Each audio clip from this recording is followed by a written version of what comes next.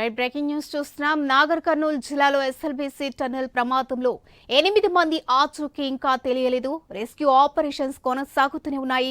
తాజాగా కేరళ నుంచి క్యాడ్వర్ డాగ్స్ ను తీసుకువచ్చారు. వీటిని టన్నెల్లోకి తీసుకువెళ్లి గాలింపు చేపట్టారు.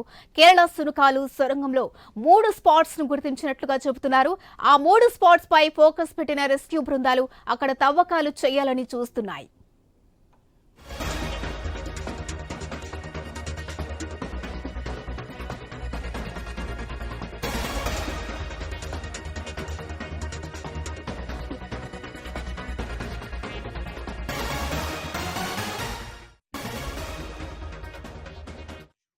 నాగర్ కర్నూలు జిల్లాలో ఎస్ఎల్బీసీ టన్నెల్ ప్రమాదంలో 8 మంది ఆచూకీ ఇంకా తెలియలేదు. రెస్క్యూ ఆపరేషన్స్ కొనసాగుతూనే ఉన్నాయి.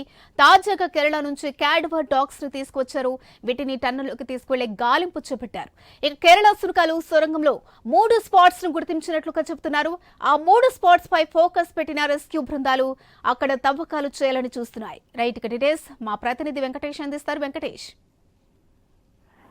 రెజినా, నాగర్ కర్నూలు జిల్లా ఎస్ఎల్బీసీ టన్నెల్ ప్రమాదంలో 8 మంది ఆచూకీ ఇంకా గుర్తించలేదు. గత 14 రోజులుగా ఈ రెస్క్యూ టీమ్ ఆపరేషన్స్ జరుగుతూనే ఉన్నాయి. 12 రెస్క్యూ ఆపరేషన్స్ ఈ సొరంగ మార్గంలో 8 మంది కోసం గాలింపు చర్యలు చేపట్టాయి. తాజాగా కేరళ నుంచి క్యాడ్వార్ అనే 2 శునకాలను కూడా తీసుకొచ్చారు. వీటినన్నిటి ఉదయం టన్నెల్లోకి తీసుకెళ్లి గాలింపు చర్యలు చేపట్టారు. ఆ కేరళ శునకాలు సొరంగ మార్గంలో ఒక 3 స్పాట్లను కూడా గుర్తించినట్టు ఆ రెస్క్యూ ఆపరేషన్ చేసిన బృందం తెలుపుతుంది. దీనికి సంబంధించి ఇప్పటికే ఇక్కడైతే 3 స్పాట్స్ పైన ఎక్కడైతే గుర్తించినవో శునకాలు ఆ దాళ్లపైన కూడా ఈ రెస్క్యూ బృందాలు అయితే అక్కడ తవ్వకాలు కూడా చేపట్టాయి. అంటే సాయంత్రం వచ్చిన తర్వాత వాళ్ళు ఇచ్చిన నివేదిక ప్రకారమే ఆ 3 స్పాట్లపై ఆ శునకాలు డాగ్స్ ఏవైతే నిర్దేశించినో ఆ 3 స్పాట్లను అయితే గుర్తించారు. ఆ గుర్తింపుకు సంబంధించిన నివేదిక ఆధారంగానే రేపు ఉదయం తవ్వకాలు చేపట్టే అవకాశం అయితే మన స్పష్టంగా కనిపిస్తుంది. ఈ నేపథ్యంలోనే ఇప్పటికే అక్కడ రెస్క్యూ టీమ్ ఆపరేషన్స్ ముమ్మరంగా సాగుతున్నది. దీనికి సంబంధించి డిజాస్టర్ మేనేజ్మెంట్ అరవింద్ కుమార్ కూడా పర్యవేక్షణ చేస్తున్నారు. దీంతో పాటు రెస్క్యూ టీమ్ లో మరో 3 బృందాలు కూడా వచ్చినట్టు సమాచారం ఉంది. ఈ నేపథ్యంలో రేపు కూడా ఉత్తమ్ కుమార్ రెడ్డి, రాష్ట్ర నీటిపారుదల శాఖ మంత్రి ఉత్తమ్ కుమార్ రెడ్డి కూడా సంఘటనా స్థలానికి వచ్చే అవకాశం ఉంటుందని చెప్తున్నారు. ఈ నేపథ్యంలో రెస్క్యూ ఆపరేషన్ అయితే మరింత వేగవంతంగా జరిగే అవకాశం అయితే స్పష్టంగా కనిపిస్తుంది.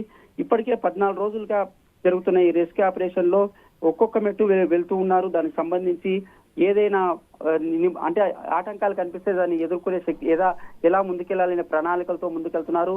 ఇప్పటికే రోబోలను కూడా అంటే రోబోట్ టీం కూడా హైదరాబాద్ నుంచి ప్రత్యేక రోబో టీం కు సంబంధించిన బృందం కూడా వచ్చింది. అక్కడ సొరంగ మార్గంలో రోబోలను ఒకవేళ మనుషులు వెళ్ళలేని పరిస్థితిలో రోబోలు వెళ్లి టన్నెల్ అంటే టీబీఎం మిషన్ ఏదైతే ఉందో దాని పక్కకెళ్ళి వెళ్లి అవతల ఉన్న లేదా మనుషుల జాడాలు ఉన్నాయా, అవశేషాలు ఏమైనా ఉన్నాయా గుర్తించే దానిలో కూడా వాళ్ళు నిమగ్నమే చెప్పవచ్చు. దీనికి సంబంధించి ఈ రోజు డాగ్స్ అయితే క్యాడ్ డాగ్స్ ఇచ్చిన ఎక్కడైతే 3 స్పాట్లు ఇచ్చారో ఆ 3 స్పాట్లలో తవ్వకాలు ఉదయం చేపట్టిన తర్వాత అక్కడ ఏమైనా ఆధారాలు దొరుకుతావా, ఏమైనా అవశేషాలు ఉంటాయా అనే దానిపైన అయితే అధికారులు ఫోకస్ చేశారు. ఈ నేపథ్యంలో రేపు ఉత్తమ్ కుమార్ రెడ్డి రానున్న నేపథ్యంలో ఆయన కూడా అన్ని డిజాస్టర్ కు సంబంధించిన మేనేజ్మెంట్ తో పాటు దీనికి సంబంధించిన రెస్క్యూ టీంలతో కూడా సూచనలు సలహాలతో ముందుకు సాగే అవకాశం ఉంటుంది. మానిటరింగ్ చేస్తున్నారని చెప్పవచ్చు. దీనికి సంబంధించి మరో కొన్ని రోజులు మాత్రం ఈ రెస్క్యూ ఆపరేషన్ అయితే ఖచ్చితంగా జరిగే అవకాశం ఉంది. Right, thank you Venkatesh.